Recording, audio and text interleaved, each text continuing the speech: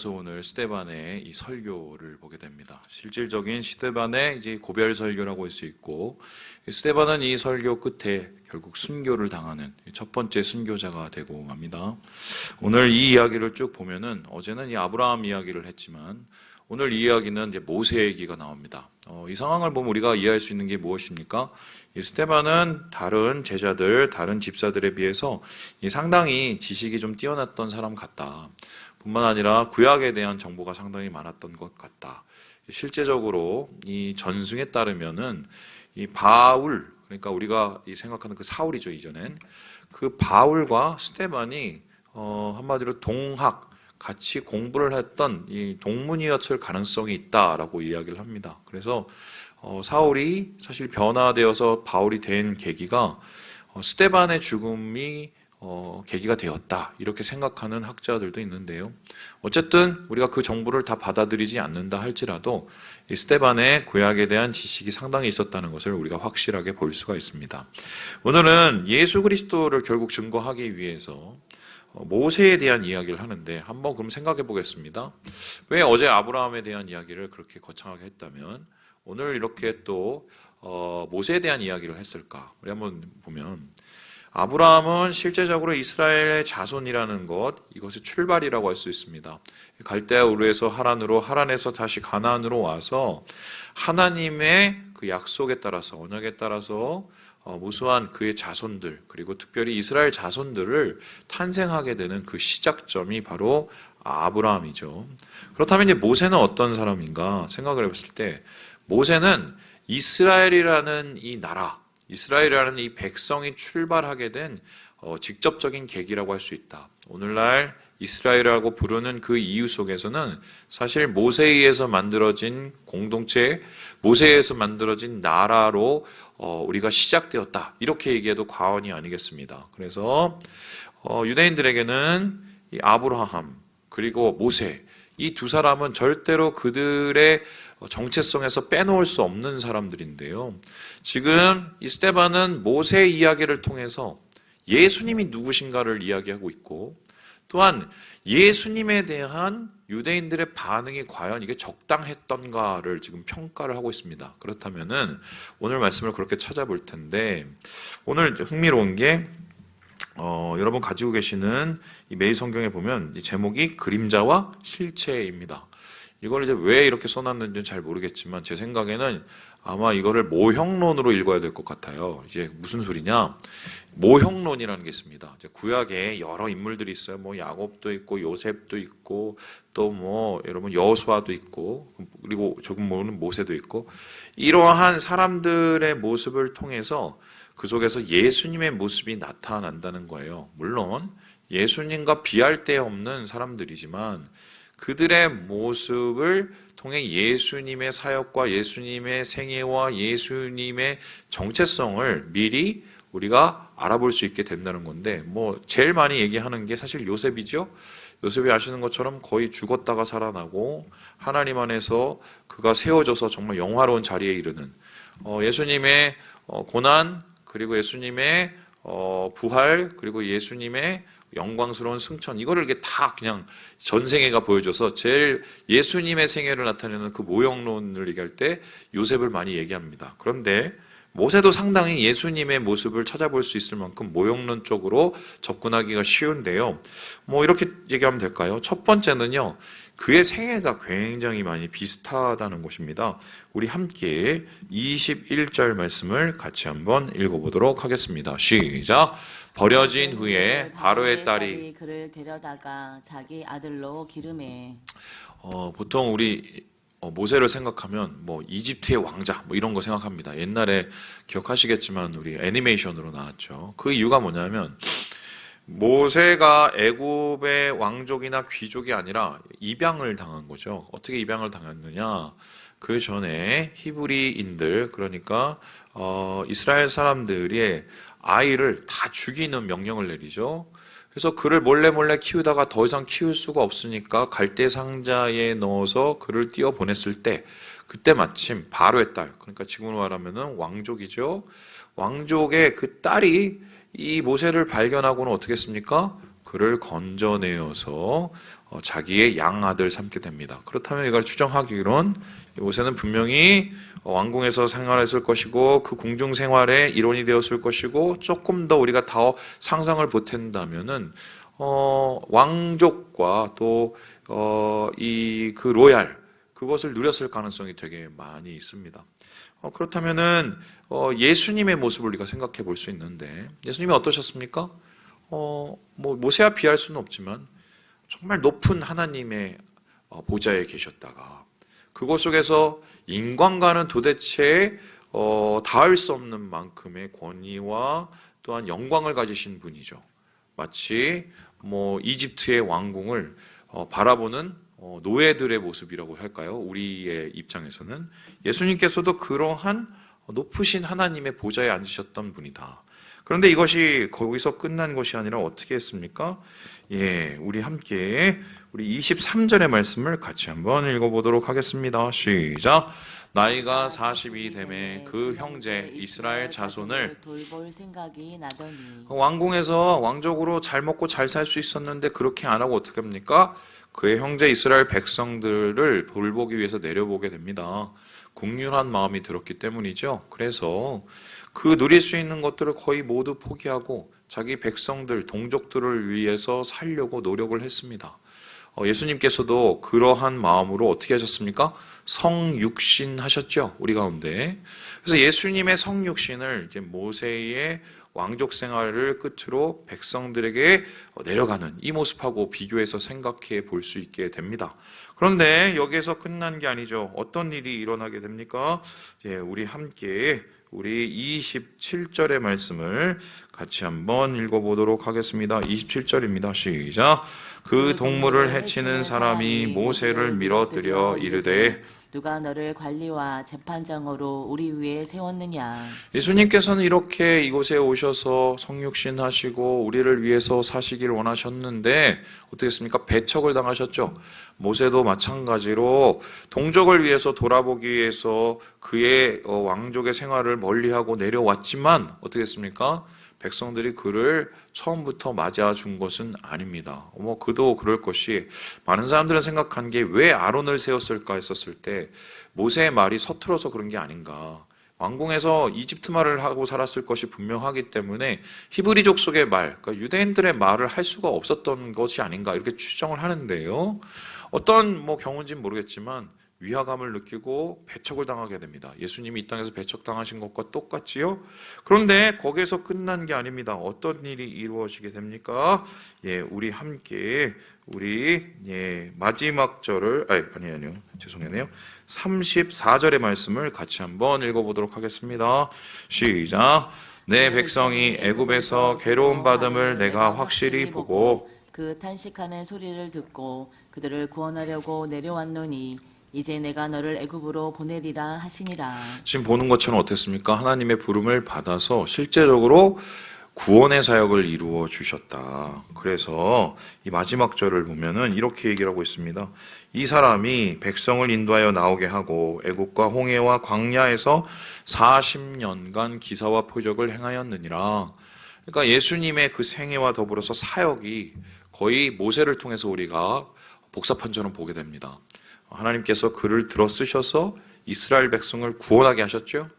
예수님께서 우리 가운데 오셔서 하나님의 마음이 되고 하나님의 구원의 통로가 되셔서 이 세상에 있는 많은 영혼들, 영적인 이스라엘 백성들을 구원해내시고 하나님의 구속의 역사를 이루신 것, 이 모세의 삶과 거의 이제 맞아떨어지게 됩니다. 자, 그래서 모세를 통해서 우리는 무엇을 보게 됩니까? 예수님을 보게 된 거죠. 바로 이 스데반 집사가 이걸 얘기하고 싶었던 건데요. 예수님이 그냥 어느 날 갑자기 툭 하고 튀어나온 게 아니라 이미 모세를 통해서도 그 모습을 보이셨던 것처럼 예수님은 이 땅 가운데 우리의 진정한 메시아, 우리의 진정한 구원자로 오셨다. 이것을 이제 드러내게 됩니다. 그런데 이제 중요한 게 한 가지가 있는데요. 이렇게 오신 예수 그리스도에 대해서 과연 이스라엘 백성은 어떻게, 유대 백성은 어떻게 반응했냐 하는 것입니다. 여러분 아시는 것처럼 예수님을 공회에 세우고 말도 안 되는 법정에서 거짓 증언을 하면서 예수님을 십자가에 못 박아 죽였습니다. 거절하는 데서 끝난 것이 아니라 예수님을 그냥 죽음으로 몰아세우는 완전한 배역의 길을 걸어가는데요. 그렇다면은 예수님이 과연 문제가 있어서 그랬을까? 아마 이 종교 지도자는 그렇게 얘기를 했을 거예요. 아니 뭐 나사렛에서 온 사람, 아니 그리고 뭐 무슨 뭐 허풍쟁이에 무슨 성전을 무너뜨린다는 둥, 이 말도 안 되니까 그렇게 살았지. 우리의 반응은 당연한 거야. 이렇게 얘기할 수 있지만 사실 모세의 이야기를 따져보면 그게 아니라는 것을 알게 되는데요. 예, 우리 함께 다시 한번 돌아가 봐서요. 우리 28절의 말씀을 같이 한번 읽어보도록 하겠습니다. 28절의 말씀입니다. 시작. 내가 어제는 애굽 사람을 죽임과 같이 또 나를 죽이려느냐 하니. 배척을 당하신 거죠. 그들이 이스라엘이라는 나라의 출발로 삼고 어떻게 보면 시조죠. 그 출발로 삼은 모세조차도 이스라엘 백성들이 어떻게 했습니까? 배척을 했습니다. 여러분 여기서 되게 중요한 걸 보게 되는 거죠. 사람은 항상 이 모양입니다. 어떤 게 이 모양이냐? 제가 한번 질문을 해보겠습니다. 익숙한 것이 있고 또 옳은 것이 있어요. 물론 옳은 것이 익숙한 것이 되면 얼마나 좋겠습니까? 그런데 때로는 우리가 살다 보면은 옳은 것과 익숙한 것이 다를 때가 있습니다. 그러면 사람들은 익숙한 걸 선택하겠습니까? 아니면 옳은 것을 선택하겠습니까? 어떻게 생각을 하세요? 어떻게 생각하세요?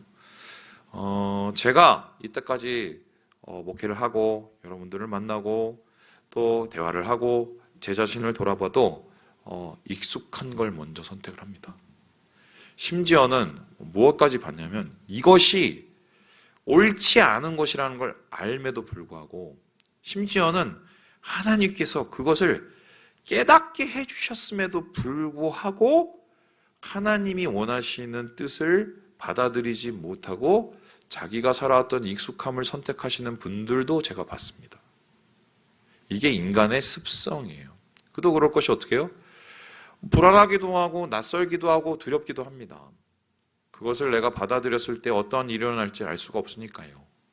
물론 하나님의 뜻이고 하나님이 거룩하시고 하나님이 원하시는 것은 알 수는 있지만 당장 나는 작은 사람에 불과하기 때문에 사실 그러한 변화 앞에서 내가 어떻게 될지는 모르니까 사람은 일단은 익숙하지 않은 것을 거절하게 됩니다. 하나님께서 모세를 세우셔서 이스라엘 백성을 광야로부터 그리고 가나안에 이르기까지 하나님의 그 출애굽의 역사를 이루시려고 큰 원대한 계획을 만드셨음에도 불구하고 어떻게 했습니까? 이스라엘 백성들은 그것을 거절했어요. 거부했어요. 처음부터 오케이 한 거 아닙니다. 심지어는 광야에 가서도 홍해를 건너고 기적을 봤죠. 광야에서 반석에서 물이 나고요. 그리고 막 만나가 막 맺히고 메추라기가 막 날라오고 그걸 다 경험을 하고도 광야에서 계속적으로 그들은 얘기를 합니다. 애굽으로 돌아갈래. 그거 뭡니까? 그것이 옳은 길이 아닐지라도 익숙하고 편하다고 생각을 하는 거예요. 그래서 저는 여기서 굉장히 큰 기준이 좀 필요합니다. 우리의 기도는 과연 옳은 판단 기준일까? 한 번 더 생각해 봐야 됩니다. 내가 너무 편하고 너무 안전하게 너무 당연하게 생각하는 그것이 과연 하나님이 원하시는 것일까? 그것을 우리가 고민해 봐야 돼요. 이러한 믿음의 도전, 또 하나님이 주시는 새로운 비전에 대한 도전이 우리의 마음 가운데 없으면 우리도 이스라엘 백성들처럼 출애굽을 하러 다가온 모세에 대해서 저항감을 가지는, 그래서 하나님께서 주신 새로운 은혜의 역사에 저항감을 가지는 반대 사람이 될 수 있다는 것을 오늘 말씀 속에서 보게 돼요. 우리의 마음이 사실 그렇게 강팍하기 때문이고, 더 정확하게 말하면 그렇게 겁이 많아요. 막말을 표현해 볼게요. 쫄보입니다. 쫄보. 그래서 우리는 정확하게 주님이 원하시는지 뭔지를 한번 고민해 봐야 된다. 뿐만 아니라 오늘 이스라엘 백성들의 이 반응, 이 모세에 대한 거절, 뿐만 아니라 예수님에 대한 거절과 배역, 이것을 보면서 우리는 무엇을 또 생각하게 되나요? 제가 지난주에도 그런 얘기를 했지만 모두를 만족시킬 수 있는 사역은 없습니다. 모두를 만족시킬 수 있는 사역은 없어요. 아마 예수님도 모두를 만족시키려 했다면 절대로 십자가를 지시진 않았을 거예요. 마찬가지죠. 모세가 모두를 만족시키려 했다면 절대로 출애굽할 수 없었습니다. 광야 생활을 40년 동안 할 수가 없었습니다. 항상 우리는 기로가 있어요. 사람들의 요구, 그리고 사람들의 원하는 것, 반대로 하나님이 원하시는 것, 하나님의 명령. 거기에서 우리는 항상 정확한 균형추를 가져야 됩니다. 물론 사람의 요구와 사람의 니즈, 그것들을 우리가 다 무시할 수는 없습니다. 왜냐하면 돌아봐야 되는 것이고 또 위로해야 되는 대상이기 때문인데, 우리가 모든 범위에서 최선을 다해서 우리에게 맡겨주신 영혼들, 우리의 가정들, 그들을 위해서 섬기고 그들을 위해서 우리가 봉사하고 또한 그들을 위해서 우리가 애를 써야 되는 건 맞지만 거기에는 분명한 한계가 있어요. 그 한계가 무엇입니까? 하나님의 뜻입니다. 하나님의 계획입니다. 하나님이 우리를 향한 그 마음입니다. 그것을 벗어나고 그것이 상충되면 이때부터 뭐가 되느냐? 인본주의가 됩니다. 인본주의. 그래서 이 모세도 사실 겁이 많은 사람임에도 불구하고 이러한 거절 속에서도 계속적으로 하나님의 뜻을 받아서 무너지지 않고 출애굽의 사역을 이어갔던 것, 예수님께서도 수많은 사람들이 그를 죽이라고 하는 그곳 속에서도 예수님을 못 박으려 하는 그 사람들을 위해서 목숨을 버리시고 구원을 이루려 하시는 것, 그의 마음속에, 예수의 마음속에 바로 하나님의 뜻이 있었기 때문이다. 오늘의 우리의 모습을 한번 돌아보게 됩니다. 이게 하나님 뜻이다, 저게 하나님 뜻이다 얘기를 하는 분들이 참 많이 있습니다. 좀 죄송한 얘기지만 좀 아전인수적인 가능성이 많죠. 심지어는요, 저 같은 경우는 이게 하나님 뜻이라는 것을 확신하고 시작했다가 나중에 이게 내가 실수한 것이라는 걸 경험했을 때도 있습니다. 근데 중요한 게 뭐냐? 저는 그렇게 생각하는데요. 정말 내가 하나님 뜻 가운데 거하기 원하고 사람이 아니라 하나님을 위해서 살아가기 원하려는 마음이 중심에 있다면 조금 실수하고 조금 돌아가도 하나님이 다시 바로잡아 주세요. 근데 그게 아니라 애초에 내 마음속에 중심을 잃고 기준을 잃어버리고 또한 사람이 내 마음속에 하나님보다 더 커 있다면 옳은 길을 걸어가는 듯 해도 결국 그 끝이 다를 수가 있겠다. 말씀을 마치고자 합니다. 여러분 오늘 어떻게 사시겠습니까? 하나님을 향한 그 마음을 어떻게 여러분은 다잡고 계십니까? 주님이 오늘 여러분의 가정과 여러분의 삶과 여러분의 일터 속에서 원하시는 뜻은 무엇입니까? 그것이 때로는 모두를 만족시킬 수 없어도 하나님의 뜻이라면 걸어가는 게 그게 신앙입니다. 주의 신앙으로 우리의 마음을 붙잡으시고 오늘의 삶 가운데 주님의 영광을 돌리시는 우리 사랑하는 우리 모든 형제 자매들 되시길 주님의 이름으로 축원합니다.